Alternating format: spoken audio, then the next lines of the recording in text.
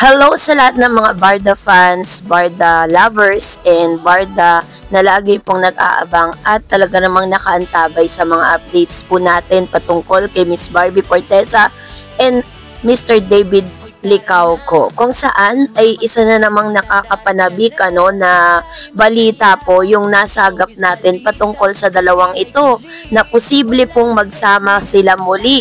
So, bago natin pag-usapan yan, but before that, if you haven't subscribed yet to my YouTube channel, please don't forget to like, share, and subscribe. At i-hit mo na rin ang notification bell for more showbiz updates.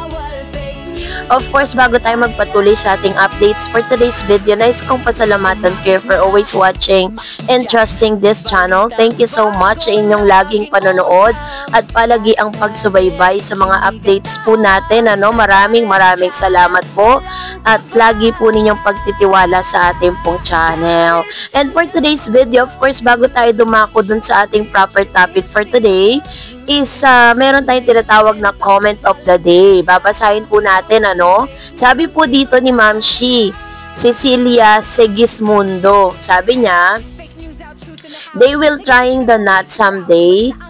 They will tying the knot.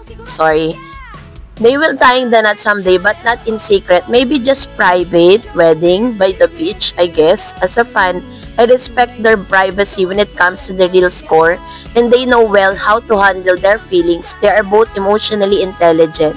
Barda forevermore. Ayan. So, yung kanyang komento patungkol sa bagay na ito, alam mo, kung may isip pa lang natin, at yun yung parang wishful thinking natin na talagang sila yung magkatuluyan in the end, kasi yun naman talaga yung gusto nating lahat, diba? Pero syempre, sabi ko sa inyo, at the end of the day, it's Miss Barbie Forteza and David Licauco, decision matters. Sila po talaga yung pwedeng magdesisyon at sila po yung pwedeng mag-decide kung ano pong gusto nilang gawin sa buhay nila at kung sino yung gusto nilang makasama.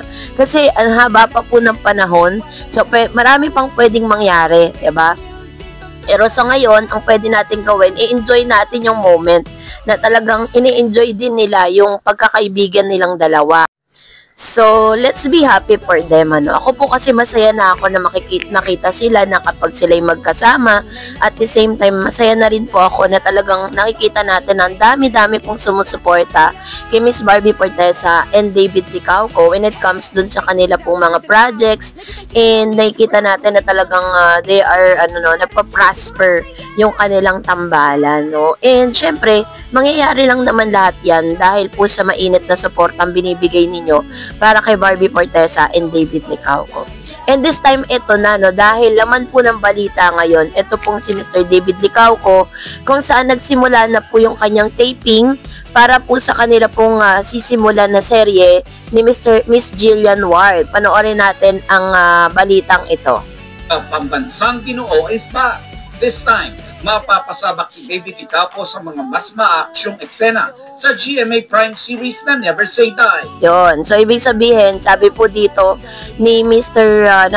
Ito pong nagbabalita na kakaiba po yung mga scene na mapapanood natin with Mr. David Licauco kasi talagang pinag-aralan po nila yan at they are doing an action drama series with Miss Jillian Ward.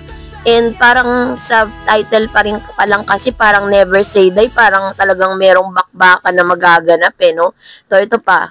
Minimal adjustment lang ang needed sa acting dahil nakapag-guesting siya recently sa Beauty Empire kasama si Barbie Forteza. Nakatulong din ang pagsali niya sa... diba?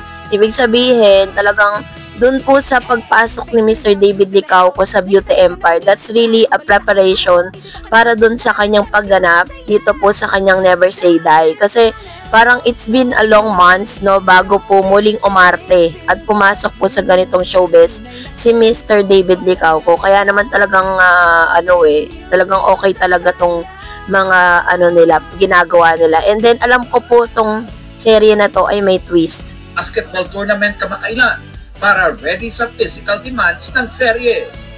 Sabi ko kay Barbie, para lang ako nag-acting workshop with her as my acting coach that way. Diba? Ginawa niya pang acting coach talaga itong si Miss Barbie Forteza sa pagpasok niya po dun po sa Beauty Empire. Dahil syempre alam naman natin ang magaling si Barbie. Warm up, oo. Pagdating ng FIBA, sakit ng katawan ko. Pinaka-adjustment na siguro ang paninibago sa bagong makaka-eksena sa serye. Ang kasangga kasi niya sa Never Say Die, si Jillian Ward. Oo. Diba? Bagong-bago si Jillian Ward. And alam niyo po, si Jillian Ward magaling ding actress yan. At the same time, mabait na bata, diba? At talagang masasabi mo na decente. Na talagang, kumbaga parang makikita natin yung bagong flavor dito po kay David Licauco and Jillian Ward. Pero syempre, of course, mas favorite pa rin talaga natin na makasama niya si Miss Barbie Forteza sa mga ganitong eksena. It's always nice to work with a new actress na makakasama mo sa eksena. Siyempre, parang matest mo rin yung pagiging actor mo. Diba? And I see that, Jillian is also passionate in acting. Excited ako na matuto from them. And, ayun, parang bagong experience talaga po itong show na to for me. Si Jillian kaya, hindi naninibago sa maraming action scenes. Palaban ako for the show. Alam ko na lahat sila mga athlete po. Sila talagang mga action stars sila. Ilang years na sila nag-action. Ako po first time ko. Pero talaga bibigay ko po yung best ko. I will do everything. And actually po... Yan. So, according to dito po sa balitang ito, sinabi nila na nag-start na nga po, no? Nag-day 1 na po sila na magka-eksena. Kasi sa pagkakaalam ko po kasi is nagsimula na po yung kanilang taping ng Never Say Die. Pero this time is kasama niya na po or ka-eksena niya na dito si Mr. David Licauco. Ngayon, ang tanong ng marami, kasi kung ito pong si Mr. David Licauco ay nag-guest dito po sa Beauty Empire, no?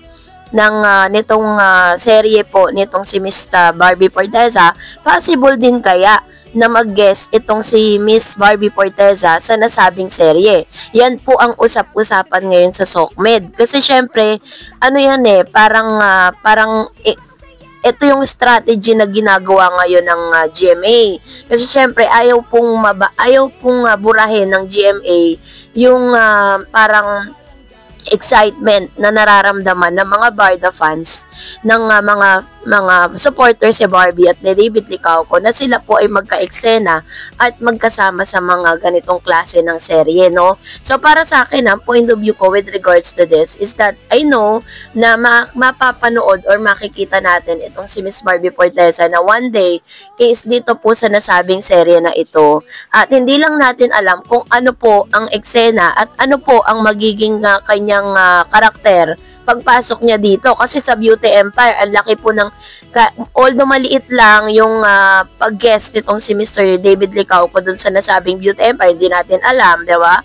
Baka mamaya mas more pa kung nakita po talaga maganda yung naging outcome ng pag-guest nitong si Mr. David Licauco doon sa Beauty Empire, baka mamaya bigyan na siya ng regular na na character. Tapos ito naman sa Never Say Die, we expect na ito pong GMA ay gagawa ng talagang paraan para talagang talagang mabigyan din ng character si Miss Barbie Forteza. Kasi yun po yung inaantay nating lahat eh. 'Di ba? Na magkasama silang muli dito po sa nasabing project. Hindi man po sila regular na magkasama, but at least 'di ba magka-eksena po sila na bagay na sinasabi ni David Licauco na si Barbie Forteza ang itinuturing niyang acting coach. Kasi sila naman talaga yung palagi magka-eksena at palagi magkatrabaho. Kaya parang yung work of ethics nitong si Miss Barbie Forteza ay na-adapt na rin nitong si Mr. David Licauco. Kaya ang laki po ng effect o yung laki po ng influence ni Miss Barbie Forteza to David. Number 1, di na siya nalilate, diba? Kasi sa first day niya, nalate siya, kaya medyo irritable sa kanya si Barbie. Pero in the end, natuto na rin si David. So, asahan po natin yan at antayin natin kung ano pong gagawin ng GMA. So, that's it for today. For more videos and updates, please don't forget to like and subscribe, and please don't forget to follow my Facebook page, Dar Eds TV. God bless everyone!